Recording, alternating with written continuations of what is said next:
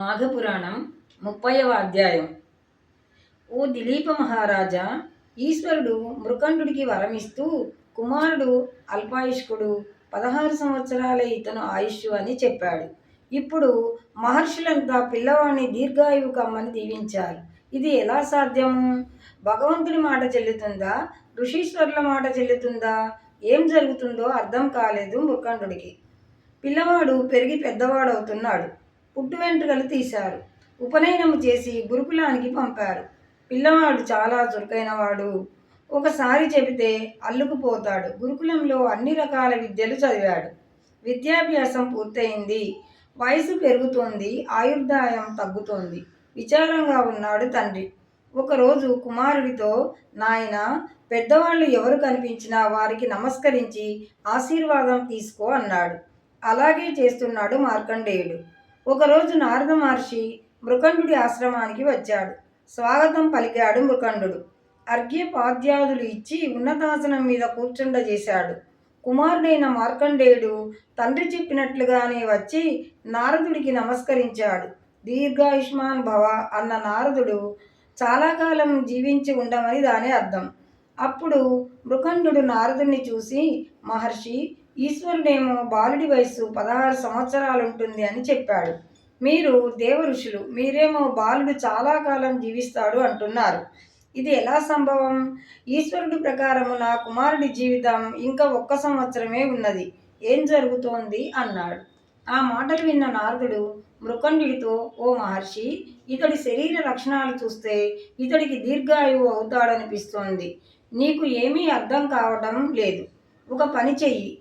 గోదావరి తీరంలో ఆశ్రమం ఏర్పాటు చేసుకుని సంవత్సరం పాటు ఈశ్వరారాధన చెయ్యి. ఆయన నిన్ను తప్పక కరుణిస్తాడు అని చెప్పాడు.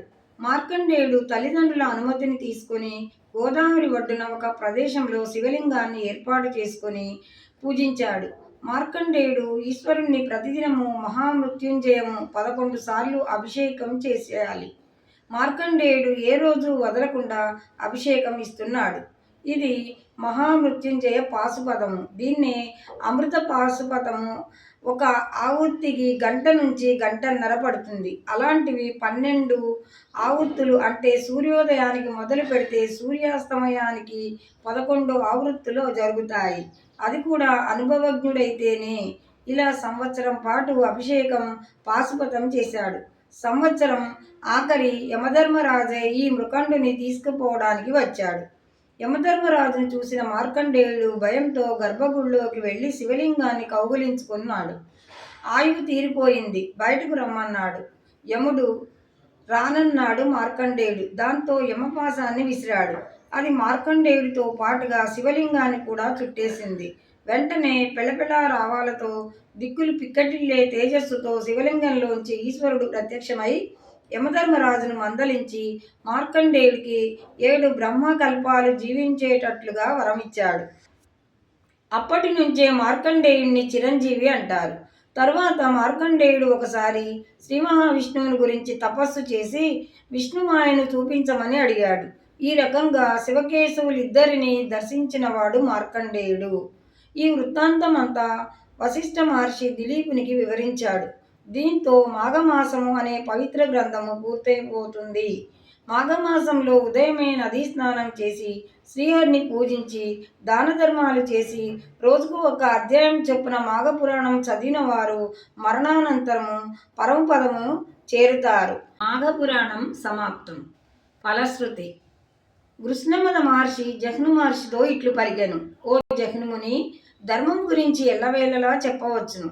మాఘమాస వ్రతము చేయుట వలన యజ్ఞ యాగాది క్రతువులు ఆచరించిన ఫలము ప్రాప్తమవుతుంది. మాఘమాసము సర్వ పుణ్యకార్యములు చేయుటకును మంచి మాసము. అన్ని విధములైన తపస్సులకు మంచి కాలము. అన్ని ధర్మములు ఆచరించుటకు ఈ కాలము మహోన్నతమైనది. విష్ణువుని, శివుని, అగ్నిని, బ్రహ్మని, సూర్యుని అర్చించి వారి దయను పొందుటకు ఈ సమయము అనుకూలము. సర్వ శుభములు సుఖములు ఇచ్చును. ఈ మాఘమాస వ్రతమును గురించి నేను తెలుసుకున్నది నీకు పూర్తిగా ఉపదేశించినాను.